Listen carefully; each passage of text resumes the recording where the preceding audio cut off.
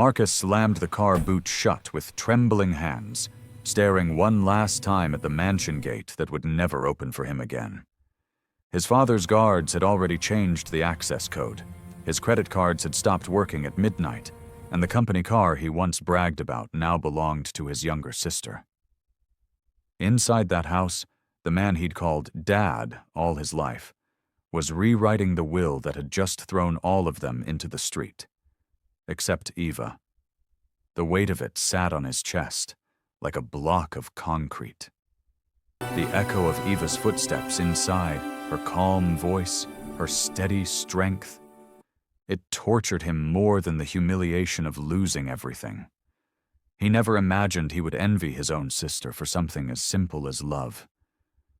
But this wasn't where the story began. It began months before, long before the gates shut and the accounts froze. Back when Leonard Arinze still walked the halls of Riverside Estate like a tired king, one who secretly feared that when his crown fell, so would the loyalty of everyone around him. On the morning everything changed, Leonard sat in his study, breathing slowly as he stared at the health report Dr. Gideon Musa had printed for him. The diagnosis was fake, agreed upon, rehearsed, strategically timed, but the fatigue in his chest was real. Not physical tiredness, but the heaviness of a man who no longer recognized the people he lived with. He folded the paper again and whispered, almost to himself, Well, let's see who loves Leonard, and who only loves Governor Arinze. His lawyer, Barrister Keen Obi, stood at the corner of the room watching him. Are you certain about this? He asked gently. Once you start this, you can't take it back. Leonard smiled weakly. That's the point. I want the truth raw, not polished with pretty lies. The door opened, and Bianca walked in with a faint smile. She didn't ask about the medical files on the table. She didn't notice Leonard's swollen eyes. She simply said, Your tea is in the dining room. I told the maid to keep it warm. I'm heading out for a facial appointment. Leonard stared at her for a moment. You're not staying? I thought, maybe we could talk, just 10 minutes. Bianca checked her watch. I already moved my appointment twice. I'll be back in the evening.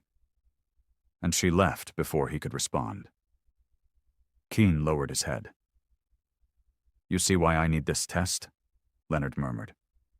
His voice didn't carry anger, only quiet heartbreak. The next day, the stage diagnosis was announced to the family. Ava cried until her eyes were red. She held Leonard's hands and whispered repeatedly, Daddy, I'm here. I'm not going anywhere. I won't leave you. Clara's first question wasn't about treatment or care. It was, So, the doctor said 5 months? 5 real months. She didn't even realize how cold it sounded. Julian hugged him briefly, but his phone kept buzzing, in his pocket. He left after 10 minutes, saying he had an urgent business dinner. Marcus tried the hardest to fake concern. He patted Leonard's shoulder, told him not to worry, told everyone he would handle things. But the hunger in his eyes was impossible to hide. Eva stayed beside Leonard all day. She made him soup he barely touched. She adjusted his blanket. She played his favorite jazz playlist on low volume, even though he barely smiled. When he pretended to sleep, she sat quietly rubbing his arm, unaware he was watching her through half-closed eyes. That night, he whispered, At least one person still sees me. The next morning, Marcus arrived early, not to check on Leonard, but to call an urgent board meeting. He took the CEO seat at the company headquarters as if it had always belonged to him. He visited workers on the first day with a big smile and new rules. But within 2 weeks, office parties started happening nearly every night. He bought a brand new SUV from the company's account and hosted executives at expensive lounges, calling it networking. Leonard heard about it from the loyal workers Marcus had fired, the ones who couldn't stand the disrespect. They came to the mansion crying. They weren't begging for their jobs back. They were trying to find out if he was truly dying. One of them even asked through tears, "Sir, did we offend you somehow? Why would you leave us in his hands?" Leonard didn't have the strength to respond. Julian, on the other hand, became obsessed with quick cash. He secretly listed several family lands for sale and finalized the sale of Golden Reef Suites within days. When Barrister Keene intercepted the sale through trusted agents, Julian called him angrily. "Why are you blocking my deals? Are you trying to control me?" Keene replied calmly, "These properties are not yours." "They will be soon," Julian shot back and ended the call. Clara also changed quickly. She started taking photos in Leonard's sick room, smiling, posing with trays of food she never actually served, captioning the images for her social media followers. Taking care of Dad is emotionally draining, but family is everything. Leonard watched her through half-open eyes, wondering when she had lost touch with the truth. Meanwhile, Bianca slowly withdrew. She stopped sleeping in their bedroom. She stopped checking on him. She stopped pretending. She told Ava she couldn't bear to see her husband in that state, even though she barely stepped inside the room in the first place. Ava was the only steady presence. She cleaned him, fed him, held him when his fake coughs shook the room, and whispered reassuring words even when he could see exhaustion in her eyes. One night, after everyone left, he asked softly, "Ava, why do you care for me like this?" She looked at him and blinked back tears. "Because you're my father. Because you cared. For me first." Leonard looked away, so she wouldn't see his eyes fill. He knew then that no matter what the test revealed, Ava didn't need to prove anything. But the rest of the family was about to show their true colors in ways he never imagined. Ava woke up before sunrise the next morning, the way she had every day since the diagnosis. She moved quietly through the house, preparing Leonard's bath water, arranging his medication tray, and warming the breakfast she hoped he would try to eat. The mansion felt colder these days, not because of the air conditioning, but because of the silence. No laughter, no footsteps, no sense of family, just echoes. When she entered Leonard's room, he pretended to be asleep. He wasn't sure why. Maybe he just wanted to watch how gently she moved, how she pulled the curtains without making noise, how she placed her hand on his forehead as if he were made of fragile glass. "Daddy," she whispered. "It's morning." He opened his eyes slowly. "You're here so early again." Ava smiled a little. "I barely sleep these days. I keep thinking, what if you need something?" He touched her hand lightly. "You're doing more than anyone should." Eva shook her head.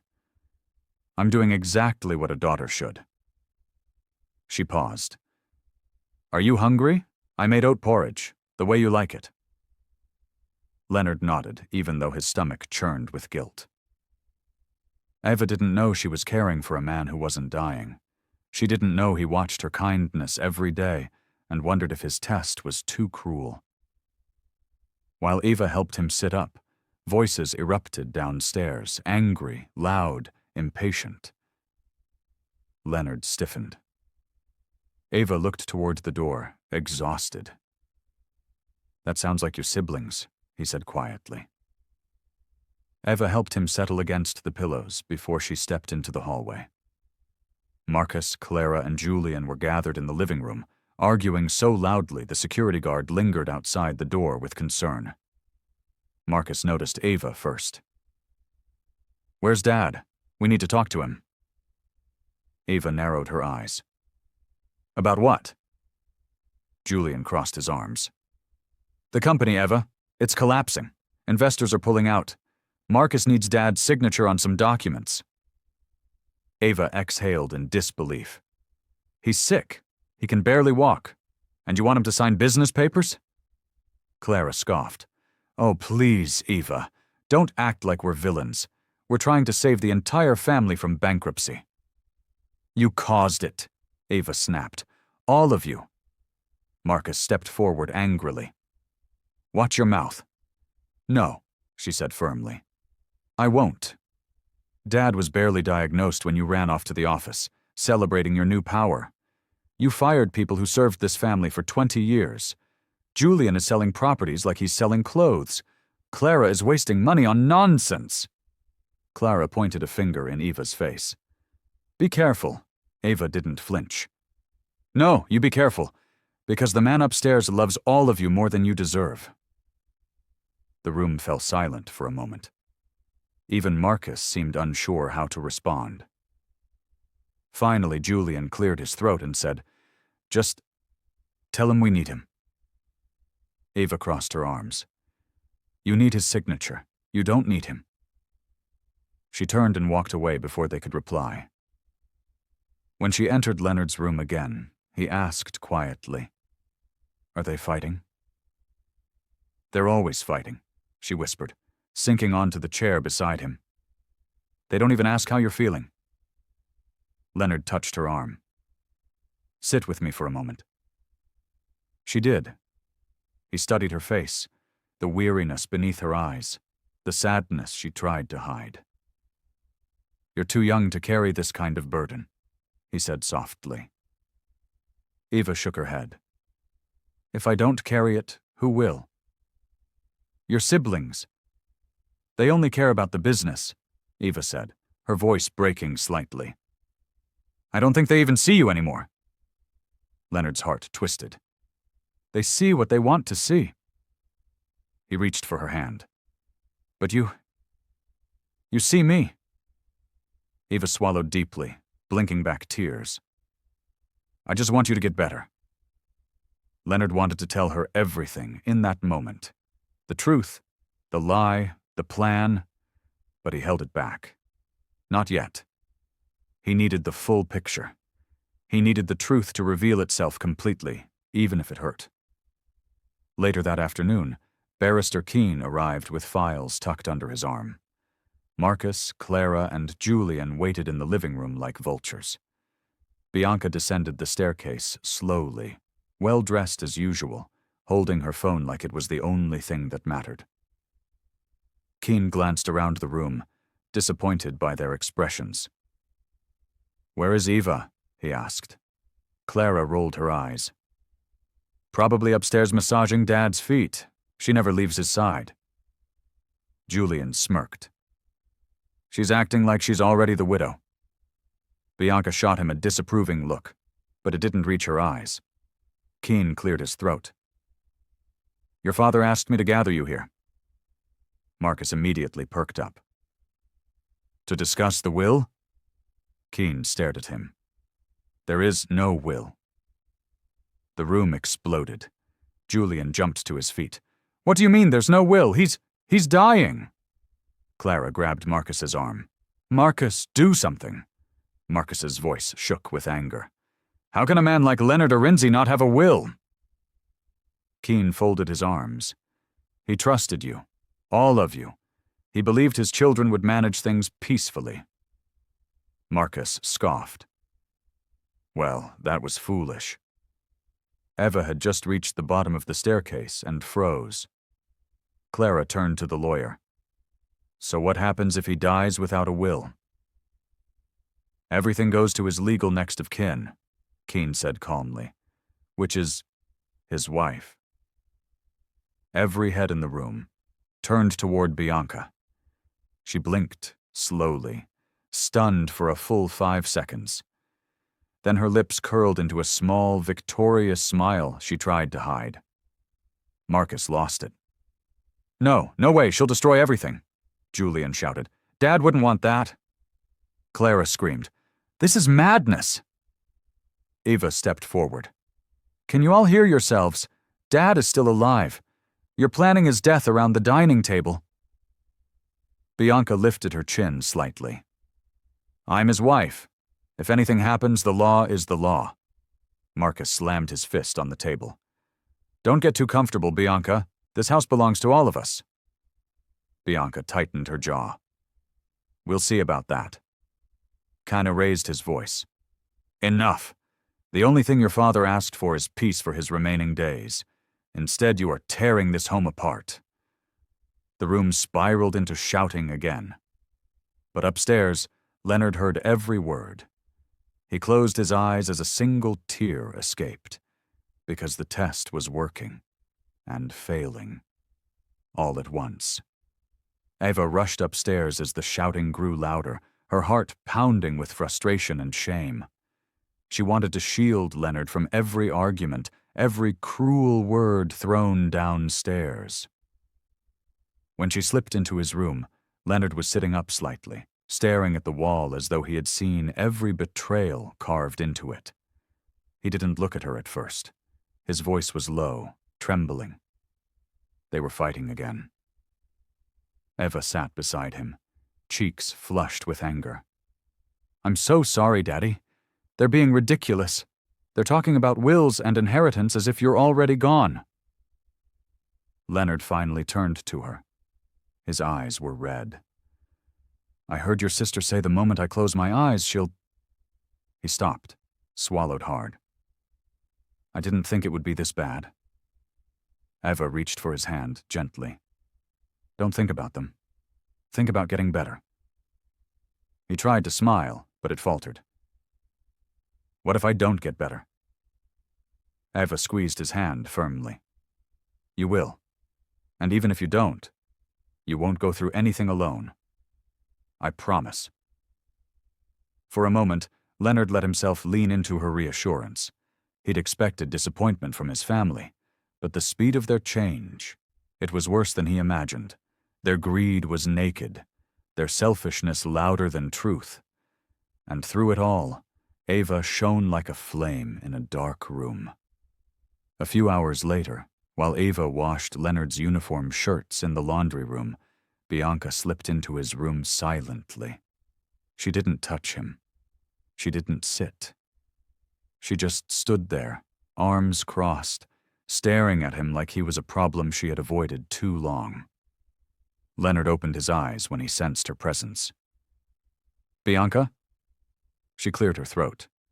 I heard about the will situation. He gave a dry laugh. That's what you came to talk about? It's important, she replied coldly.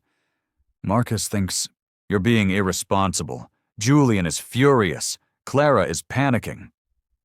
You haven't said how you feel, Leonard said. Bianca finally stepped closer.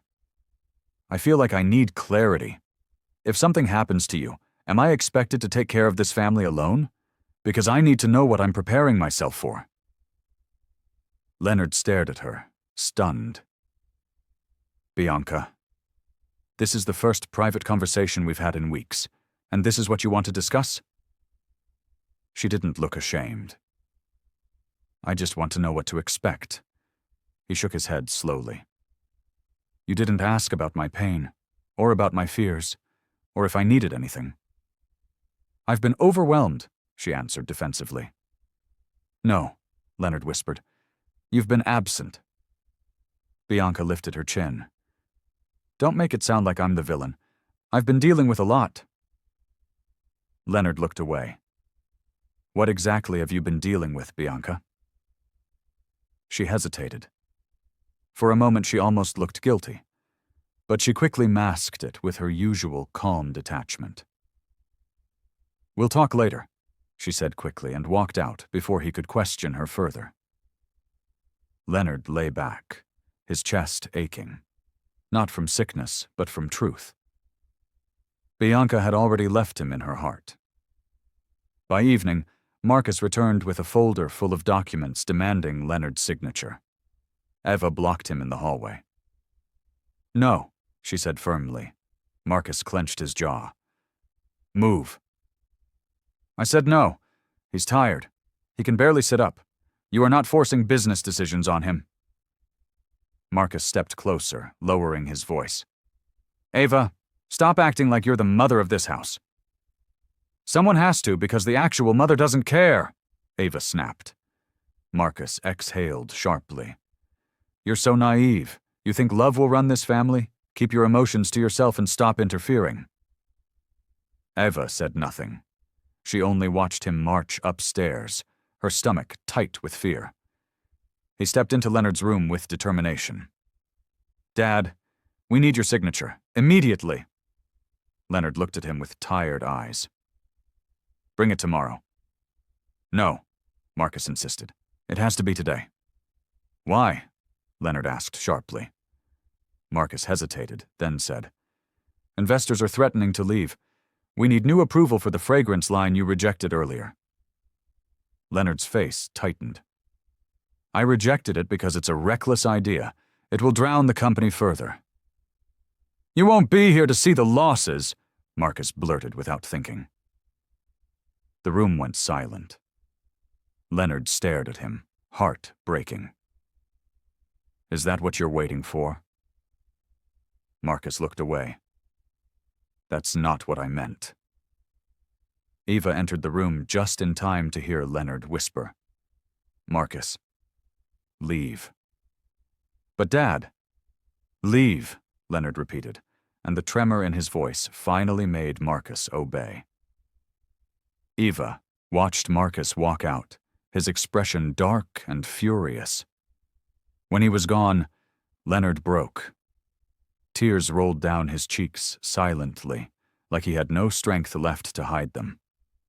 Eva sat beside him, wrapping her arm around his shoulders.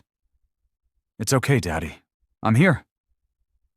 He cried harder, shame burning through him. What did I do wrong raising them? How did their hearts become so hard? Eva held him tighter. You didn't fail. They failed themselves. Leonard shook his head. I thought maybe one or two would still love me. Not for my money, not for the company, just for me. You're not alone, Eva whispered. You still have me. She kissed the side of his head gently. Leonard closed his eyes. In that moment, he silently asked God that the day he told her the truth wouldn't shatter the bond she protected so fiercely. But everything was about to get worse. The next morning, Bianca left early dressed in gym clothes she had never worn before. Eva noticed. She also noticed Bianca spraying perfume and fixing her hair more than she did for Leonard. Bianca avoided eye contact and slipped out quietly. Eva sighed. Something's off. A few hours later, Eva had proof. When she went to drop off Leonard's used laundry in the basement, she saw Bianca's scarf on the floor, tangled with a man's jacket she'd never seen before. A jacket with the name Vince embroidered inside. Eva's heart dropped. Her mother wasn't just neglecting her father. She was betraying him. More painfully. She was doing it while he was supposedly dying. Eva stood there frozen, her fingers gripping the edge of the laundry basket so tightly her knuckles turned white. She stared at the jacket again, hoping she was mistaken, hoping it belonged to a visiting relative or someone from the staff. But she knew everyone who worked in the house. She knew every uniform, every name, every face. She had never seen a Vince. Her throat tightened painfully as she slowly picked up the jacket. It smelled faintly of cologne. Strong, bold, nothing like Leonard's warm, earthy scent. Her stomach twisted. She reached into the pocket and pulled out a crumpled receipt from a luxury spa downtown, time-stamped just 1 hour earlier. 2 names were written on it, Bianca Arinze and Vince. Eva felt her chest collapse. Not because she didn't already suspect something was wrong, but because now she had tangible proof. Proof that would break her father's heart more than any false diagnosis ever could. She sank onto a wooden chair, holding the jacket against her chest like it was evidence of a crime. How could she? She whispered to no one. How could she do this now, For a brief moment, she considered ignoring it, pretending she never saw it, pretending her mother was still the woman she remembered from childhood. But one thought kept replaying in her mind. Dad is upstairs thinking she's overwhelmed, thinking she's hurting because of him, and she's out with someone else. Ava stood, fury replacing her shock. She needed answers. She needed the truth, straight from Bianca's mouth.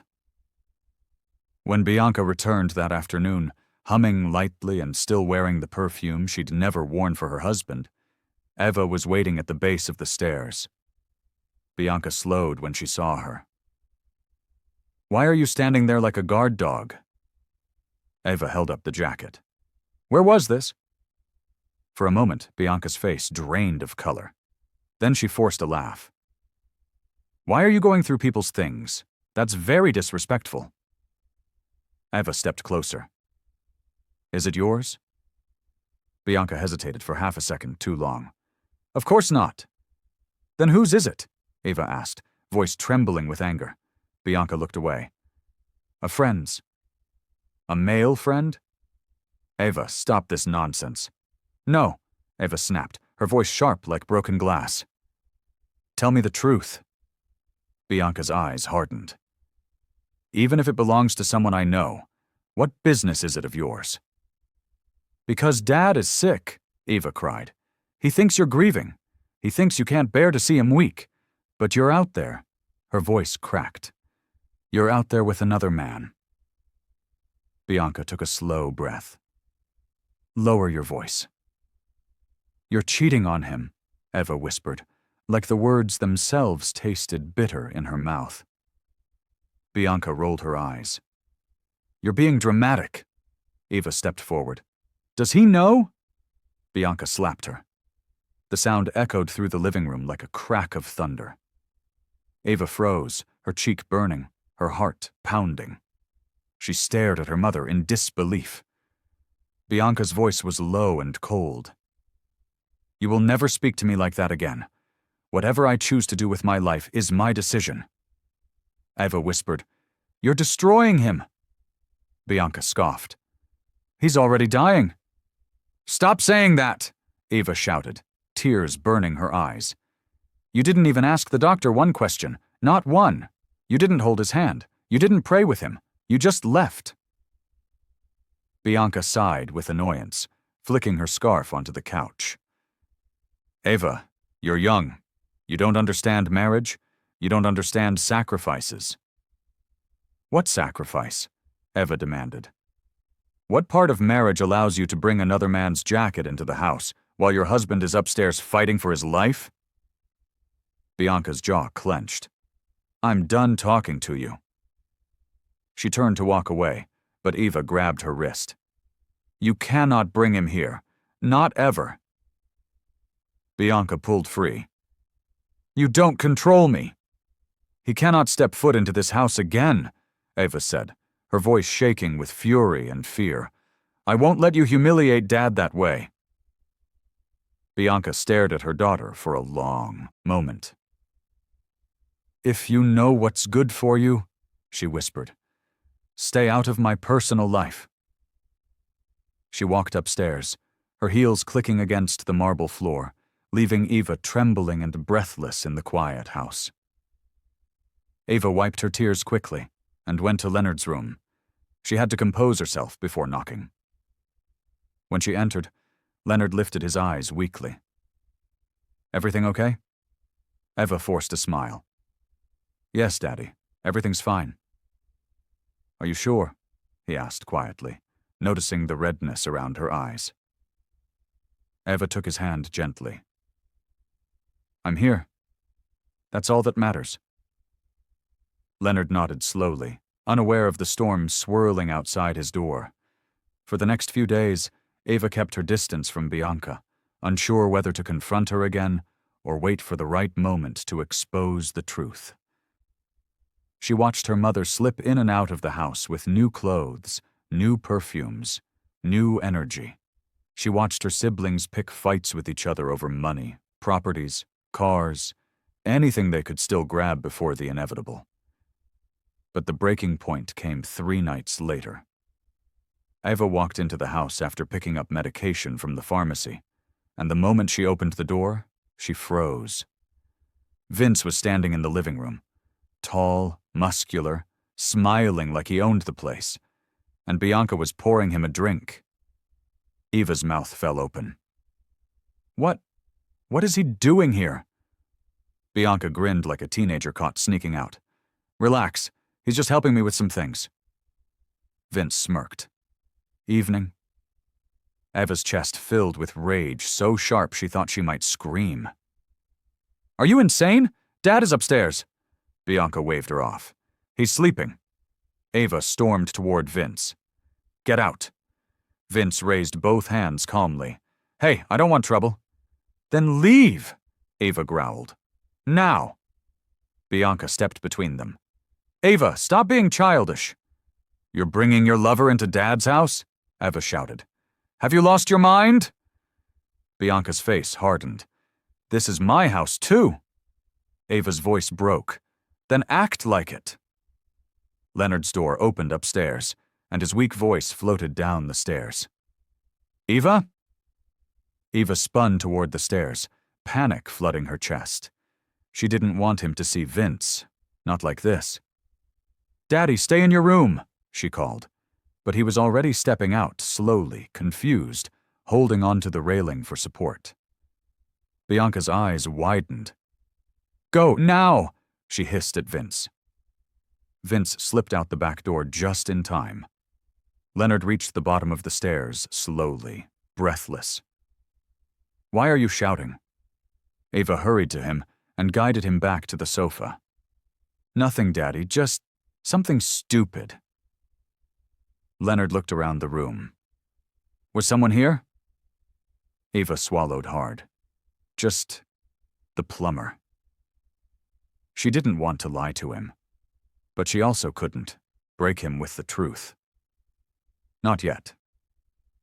Bianca crossed her arms, avoiding Leonard's eyes. It was nothing, Leonard.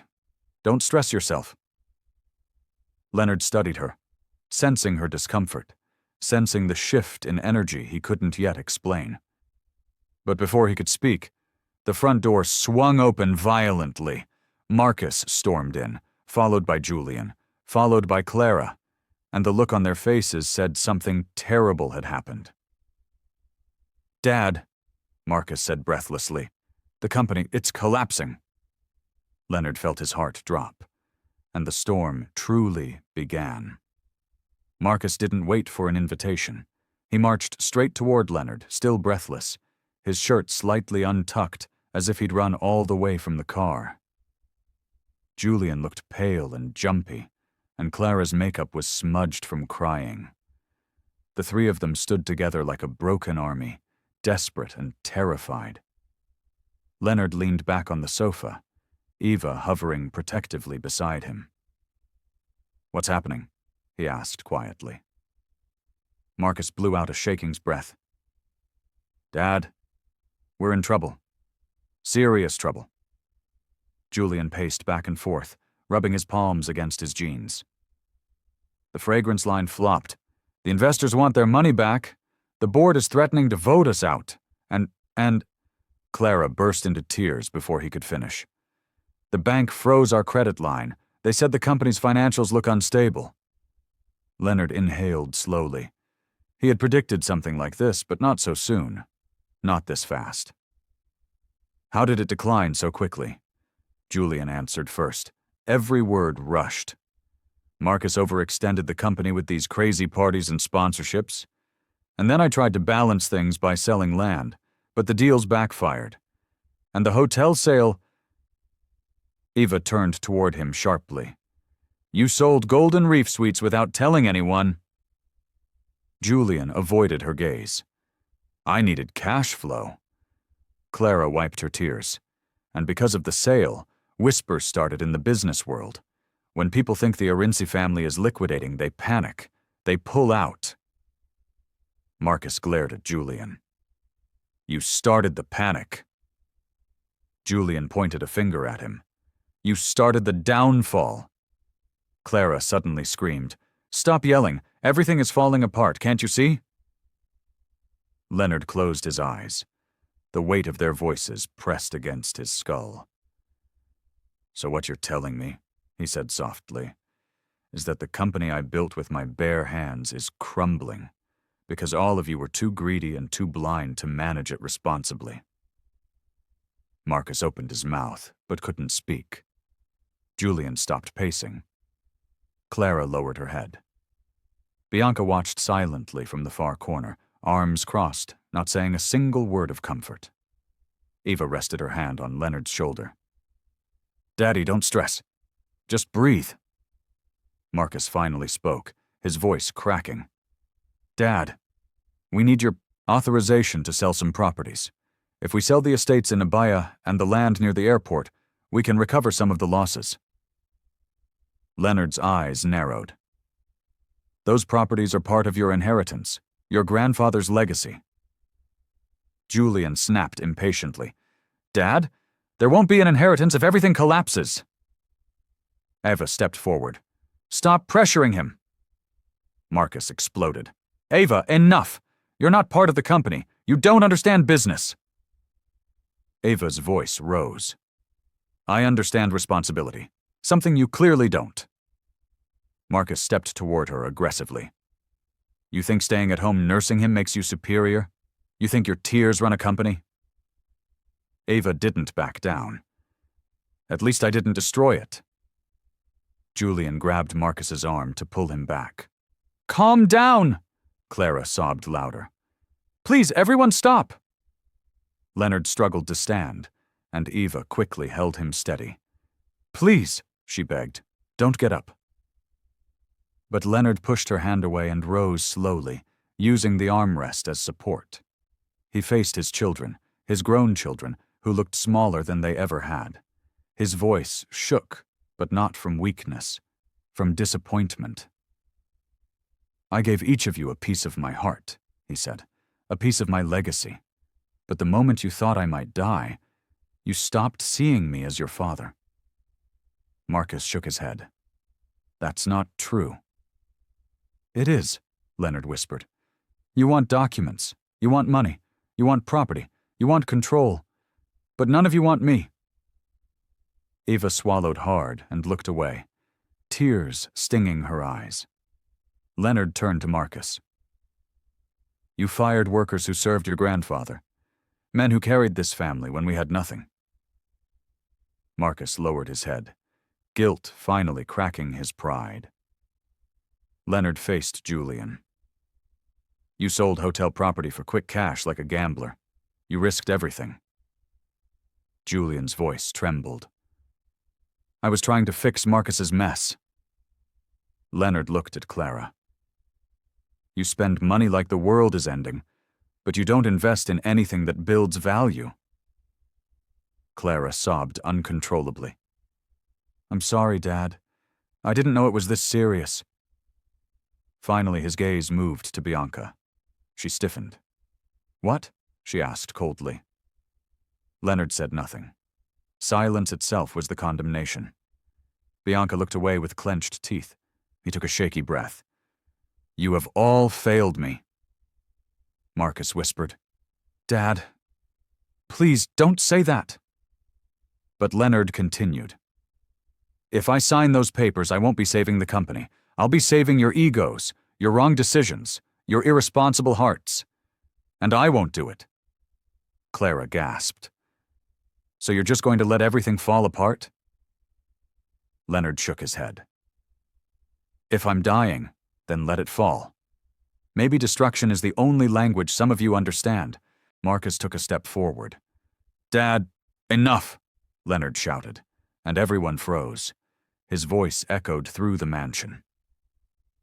Eva steadied him as he sank back onto the sofa, his body shaking from the outburst. Marcus's face twisted. If you don't help us, then everything will be lost. Leonard whispered, maybe losing everything is the only way you will finally see what truly matters. Julian kicked a table leg angrily. We're not children, Dad. You are, Leonard replied. Children who grew tall but never grew wise. Marcus opened his mouth to argue again, but before he could speak, a loud knock sounded at the door. The security guard entered nervously. Sir, there is a problem. Leonard frowned. What problem? The guard swallowed.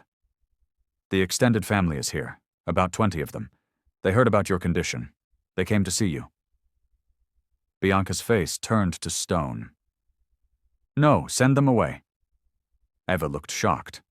Mum, they came all the way from the village. Bianca raised her voice. I said send them away. They have no business here. Leonard stared at her, stunned. Bianca, they're my family. They're opportunists, she spat. They're here for money.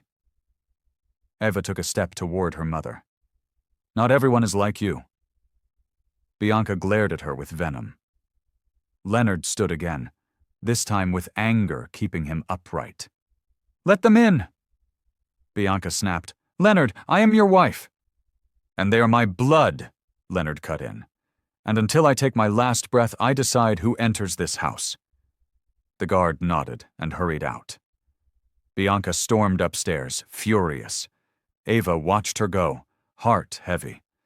Marcus, Julian, and Clara exchanged terrified glances. The extended family showing up meant gossip was spreading. Their image, their dignity, their reputations, everything was being threatened. Eva turned back to Leonard and whispered, Daddy, are you okay? Leonard stared at the staircase Bianca disappeared up. He said quietly, No, I am not okay. He looked at his children. But I'm finally seeing clearly. For the first time since the test began, Leonard wasn't just heartbroken.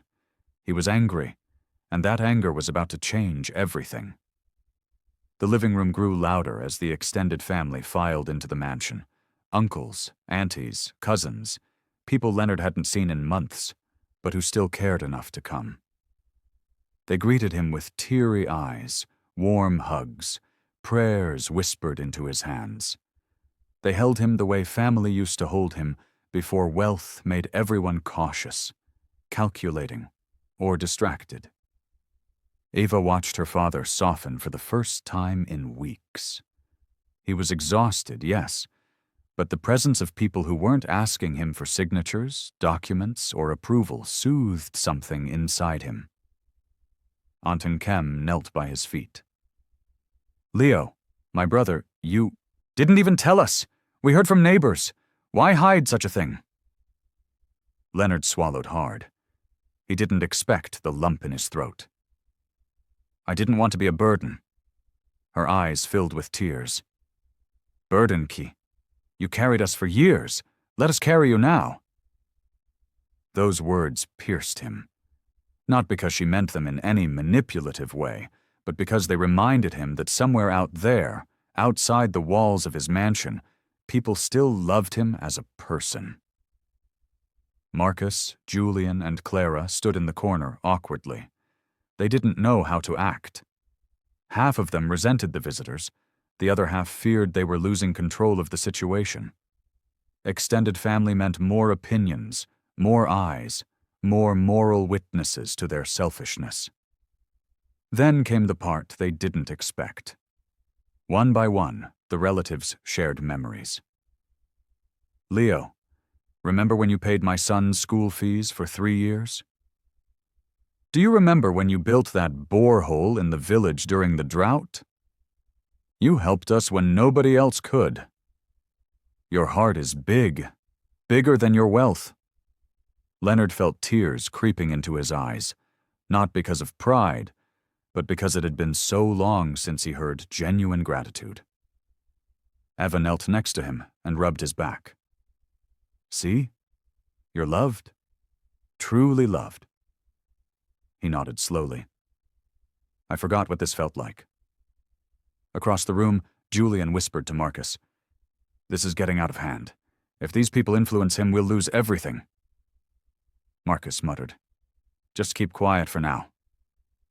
Clara added, Why are they crying so much? He's not even dead. Eva overheard and turned sharply. Clara, please just stop. But Clara rolled her eyes and slipped away to the dining area. Bianca finally reappeared, descending the stairs with a stiff posture, her face cold and irritated. She forced a smile for the relatives, but her eyes carried hostility. Aunt Nkem approached her. Bianca, how are you holding up? It must be hard. Bianca barely nodded. Yes, well, we're managing. Another uncle added, You're a strong woman. God will reward you for standing by Leonard. Bianca's jaw tightened, so tight Eva could almost hear her teeth creak. Leonard saw her reaction. Something inside him twisted. Bianca, he said gently, come sit by me. Reluctantly, she stepped closer. Do you have anything you want to say to everyone? Leonard asked quietly. Bianca's eyes widened. Say? Like what? Leonard's gaze was steady. Maybe how you've been coping, what this period has meant to you. Eva watched closely, fear and anger flickering inside her. Bianca swallowed. Well, it's been difficult, but I'm doing my best. One of the cousins held Bianca's hand. God bless you, Auntie. You're doing amazing. Eva had to look away to stop herself from snapping. Leonard stared at, Bianca longer than necessary.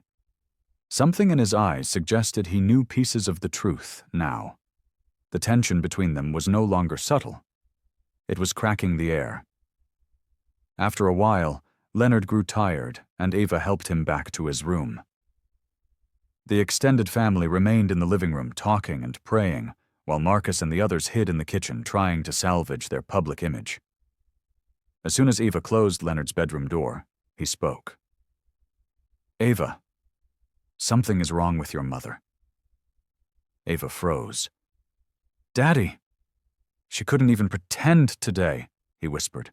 She looked irritated, angry that people came to see me. His eyes glistened. She used to care, but now I feel like a stranger in my own home.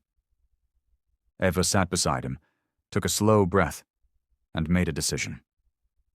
She wouldn't lie. Not anymore. Daddy, there's something you should know. Leonard looked at her with growing dread. Tell me.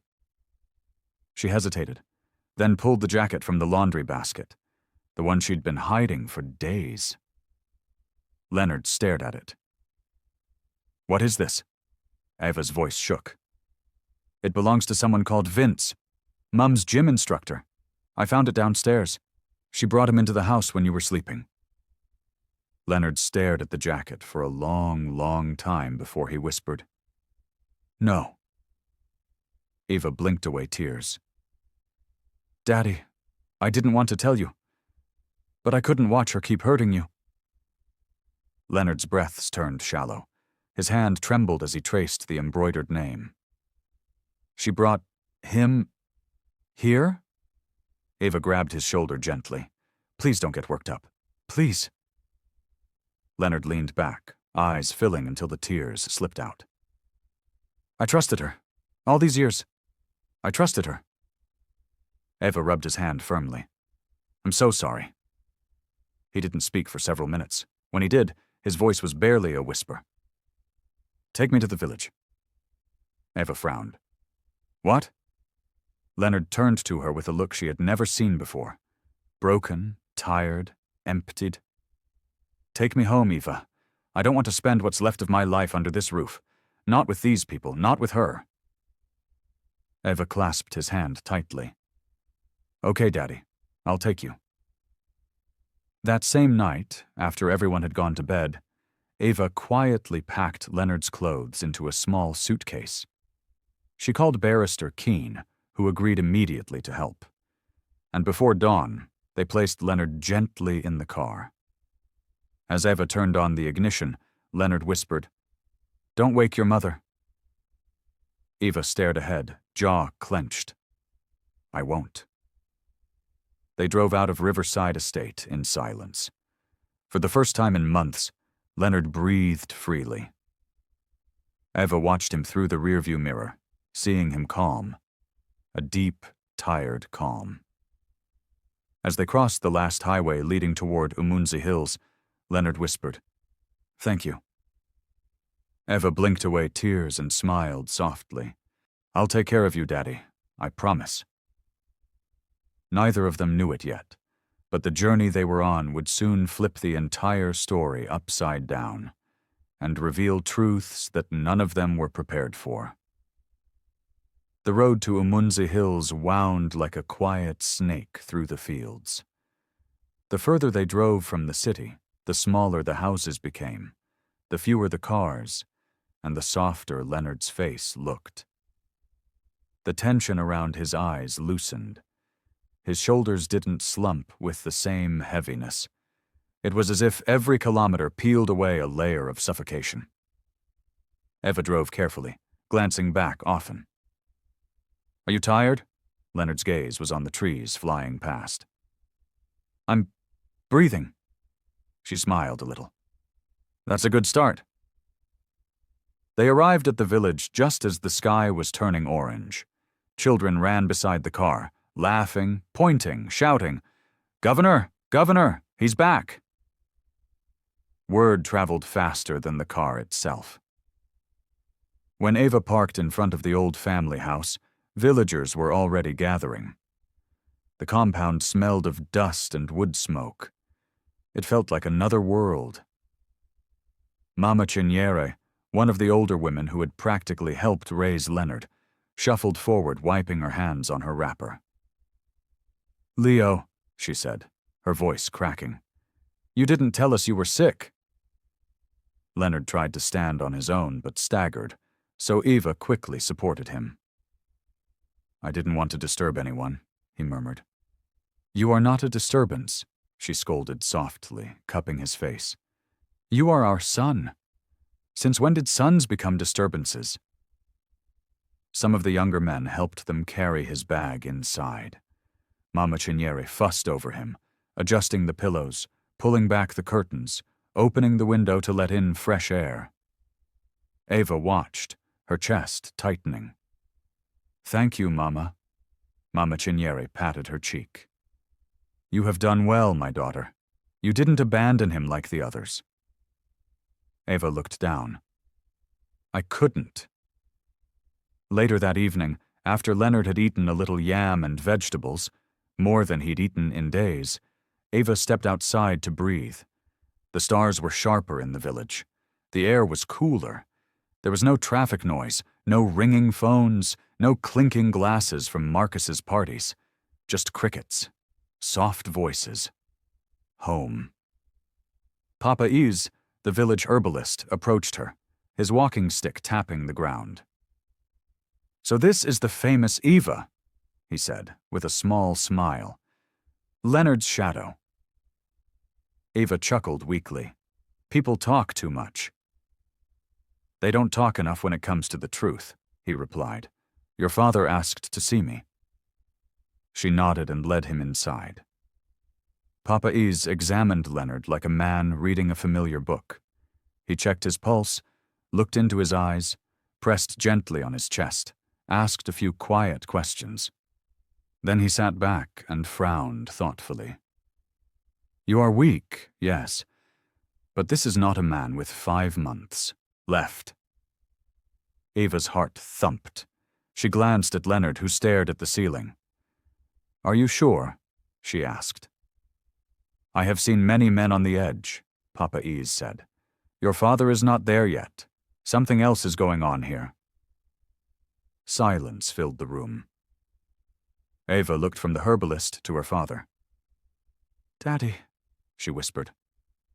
Leonard slowly turned his head toward her, his eyes shiny in the dim light. "Leave us," he said gently to Papa Iz. Papa Iz nodded, stood, and patted Leonard's shoulder. "I will be outside." When the door closed, Eva moved closer. The sound of distant drums floated into the room. For a moment, it felt like time itself paused. "Daddy?" she asked softly. "What is he talking about?" "The doctor said—" "I know what the doctor said," Leonard cut in quietly. She stared. So why does he think you're not dying? Leonard let out a shaky breath. Because I'm not. The room seemed to tilt. Eva blinked. What? Leonard's voice broke. I am not dying, Eva. Not in 5 months. Not from cancer. She stared at him, her mouth slightly open, confusion and anger and relief smashing into each other all at once. I don't understand. Tears blurred his vision. There's no cancer. There never was. Eva took a step back, as if the bed had burned her. What are you saying? I staged it, he whispered, with Dr. Gideon, and with Kane. I told them to tell everyone I was terminally ill.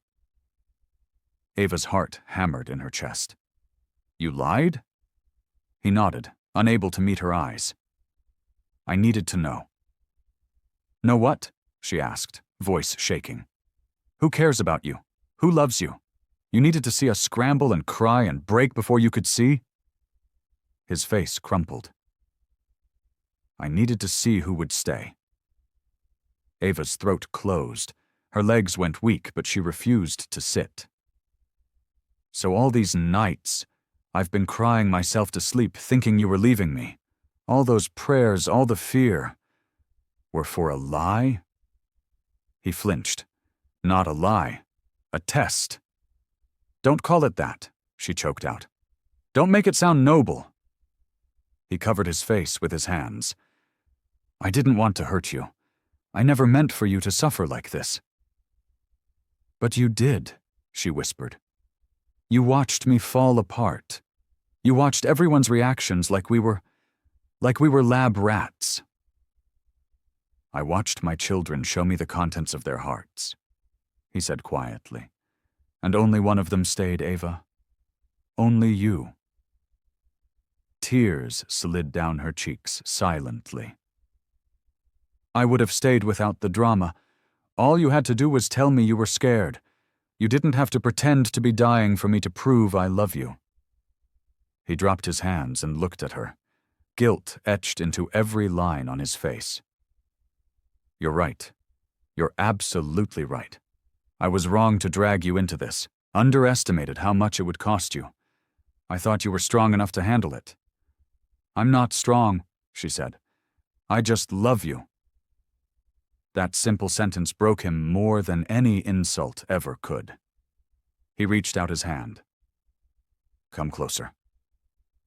For a moment, she hesitated. Then she sat beside him, still crying, but not pulling away when he took her hand. I didn't do this for cruelty, he said slowly. I did it because for years I've watched your siblings change. Money twisted them. Power twisted them. I didn't recognize them anymore. I was afraid that when I eventually died, the company, the properties, everything, would destroy them completely. He swallowed. So I forced the future to come early. I wanted to see what they would do if they believed I was at the end. And you saw? Eva murmured bitterly. Yes, he said. I saw greed. I saw selfishness. I saw my wife move on while I was supposedly on my deathbed. His voice cracked again. But I also saw you, bathing me, feeding me, protecting me from their fights, shielding me from the worst of it. You never asked about the will. You never asked what you'd get. You only asked if I needed water. Eva wiped her face with the back of her hand. Because you're my father. That's all. He nodded slowly. That's why, when I leave this world for real, whenever that day comes, you will be the one to hold everything I built. Not because you're perfect, but because you understand love. Eva looked away, staring at the small window where a sliver of moonlight slipped through. What about them? She whispered. Marcus, Julian, Clara, Mum.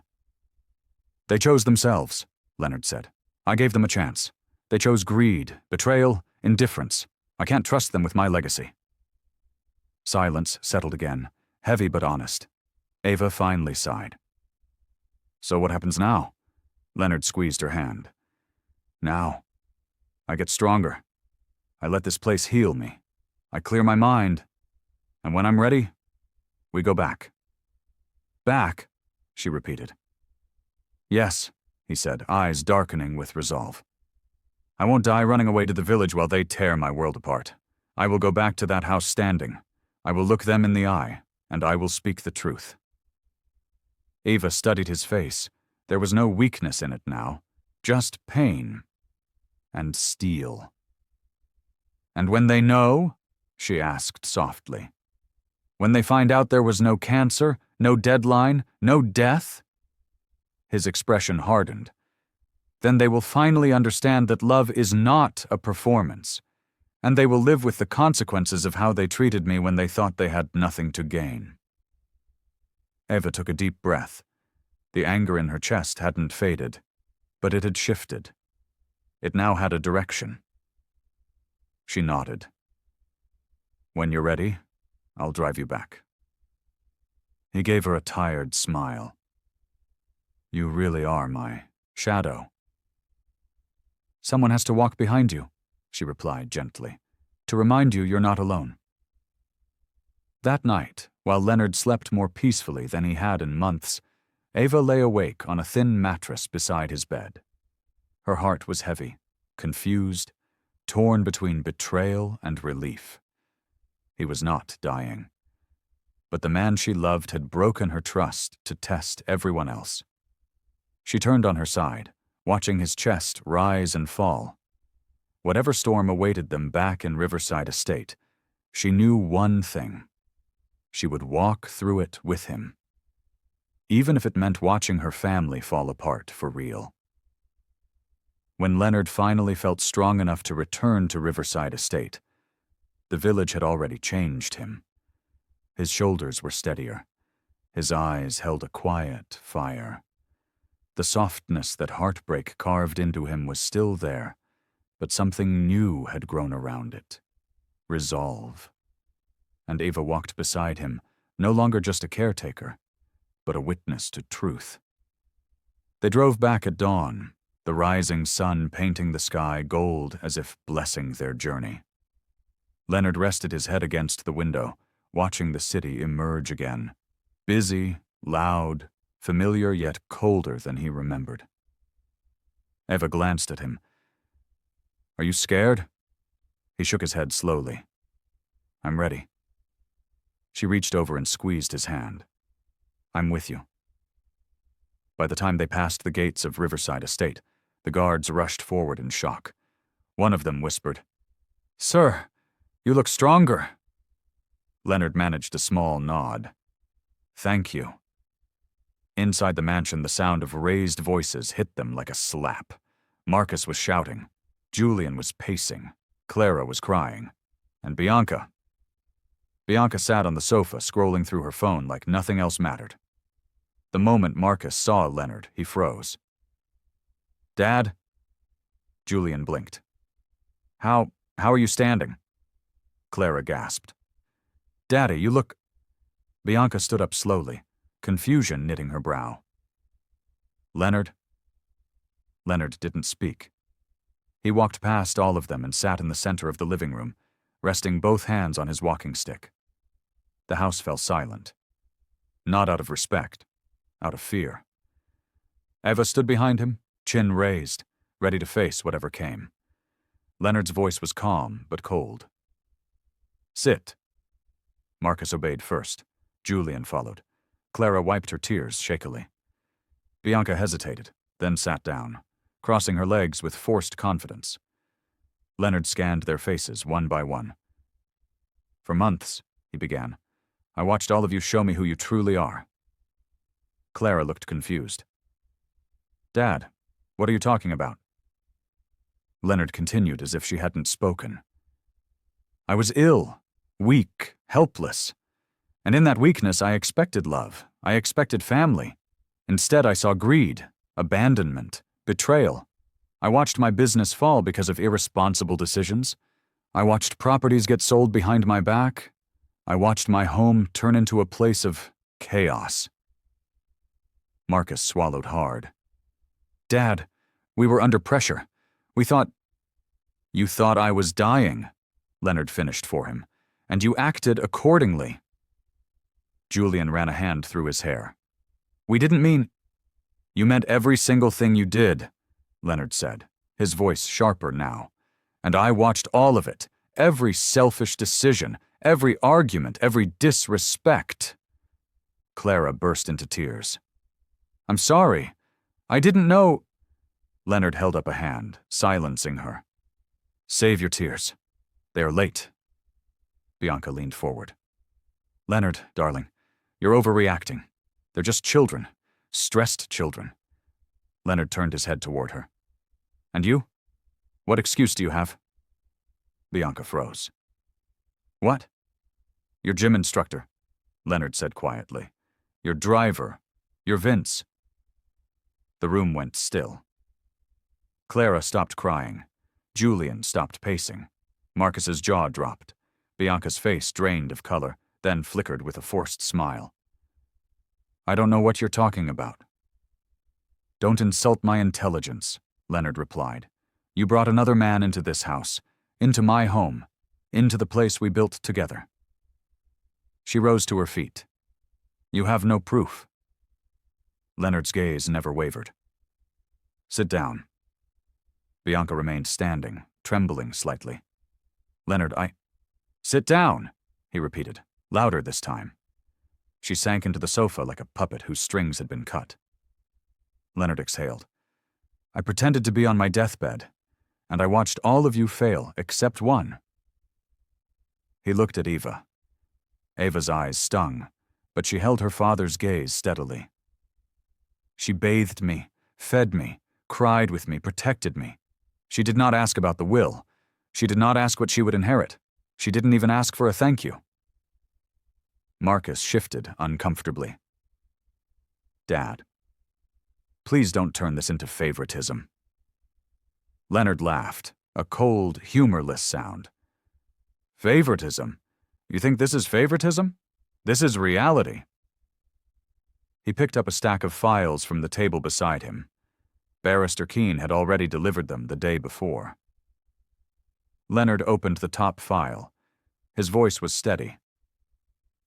As of today, the ownership of Arinze Holdings, all properties, all land, all investments, and all accounts will be transferred to one person. Julian stood abruptly. Dad, you can't do that. It's wrong. Marcus rose too. You're letting emotions control your decisions, Clara cried harder. Daddy, please, we're sorry. Leonard slammed his walking stick against the floor, the crack echoing through the mansion. Sit. Down. One by one, they obeyed. He lifted the final document and said, Everything I built, everything I have, everything I am leaving behind, goes to Ava. A stunned silence swallowed the room. Clara stared at her sister, as if seeing her for the first time. Julian whispered, This can't be happening. Marcus's face twisted with disbelief and rage. Eva? Eva? She doesn't know anything about business. She has no experience. Leonard interrupted. She has something none of you have. He leaned forward. A heart. Marcus shook his head violently. You can't do this. You're not in your right mind. Ava stepped forward. Marcus, stop. Shut up, he snapped at her, his voice cracking. You stole everything. Leonard's eyes darkened. She stole nothing. She earned it with love while you earned nothing with greed. Bianca finally found her voice. Leonard, think of the consequences. Think of the scandal. Think of how this will look. Leonard rose slowly to his feet, using the walking stick for balance. For the first time in months, I am thinking clearly. Marcus clenched his fists. Dad, don't do this. Leonard looked at him with devastating calm. It's done. Ava suddenly felt Marcus's rage shift toward her like a burning spotlight. Julian's breathing grew uneven. Clara hid her face in her hands. Bianca stared at Leonard with bitter disbelief. And then, a knock sounded at the front door. A firm, heavy knock that echoed across the mansion. Everyone turned. Iva's heartbeat kicked into a sprint. Leonard stiffened, gripping his walking stick. The security guard opened the door, and the person standing there made Eva's breath catch in her throat. It was Vince, smiling, confident, and holding a document envelope under his arm. "Good morning," he said smoothly. "I believe this concerns all of you." Leonard's grip tightened. Ava's stomach dropped, and the room erupted into chaos. If you want to see how this story ends, with the full confrontation, the shocking twist Vince brings, and the final resolution, make sure to subscribe, like, and comment Finish It so you don't miss the explosive ending.